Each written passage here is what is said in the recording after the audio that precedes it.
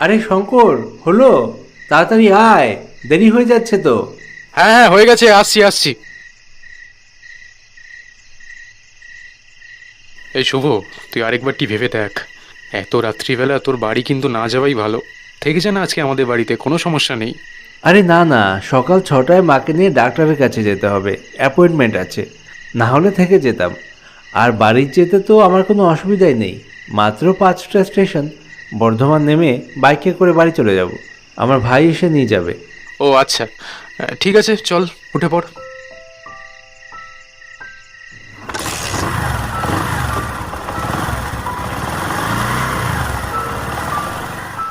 এসেছি নবগ্রামে, আমার এক বন্ধুর বাড়ি। আমার বন্ধু শঙ্কর মিউজিক্যাল ইনস্ট্রুমেন্ট বাজায়, আমি টুকটাক ভয়েস আর্টিস্টের কাজ করতে পারি। একটা প্রজেক্টের স্যাম্পল তৈরি করা ছিল, যেটা আগামীকাল সাবমিট করতে হবে। সেই কারণেই শঙ্কর আমাকে ওর বাড়িতে ডেকেছিল। এসছি সেই সকাল 11টায়।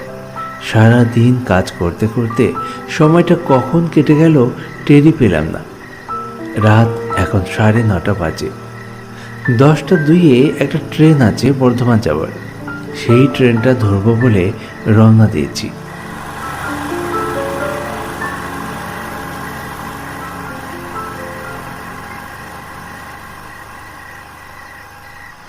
একাতেই গ্রাম, তার উপর শীতকাল।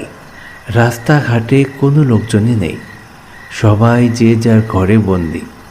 হয়তো অনেকে ঘুমিয়েও পড়েছে।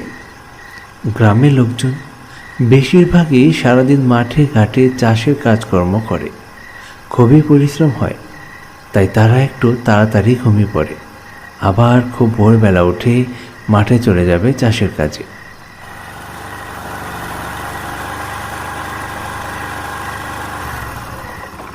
দেখতে দেখতে পৌঁছে গেলাম নবগ্রাম স্টেশন। স্টেশন থেকে শঙ্করের বাড়ি 1 থেকে 1.5 কিলোমিটারের মধ্যেই হবে। আমি বাইক থেকে নেমে শঙ্করকে বললাম, তুই বাড়ি চলে যা, আমি ট্রেন এলে উঠে পড়বো। আরে না না, ট্রেনটা আসুক, তোকে ট্রেনে তুলে দিয়েই যাব। আরে ধুর, শুধু শুধু এতক্ষণ দাঁড়িয়ে থাকবি কেন? বাড়িতে যেহেতু তোর আবার কাজ আছে, সাউন্ডগুলো এডিট করতে হবে। তুই বাড়ি চলে যা, আমার কোনো অসুবিধা নেই। ঠিক আছে তাহলে, সাবধানে যাস। আর কোনো অসুবিধা হলে আমাকে কল করিস।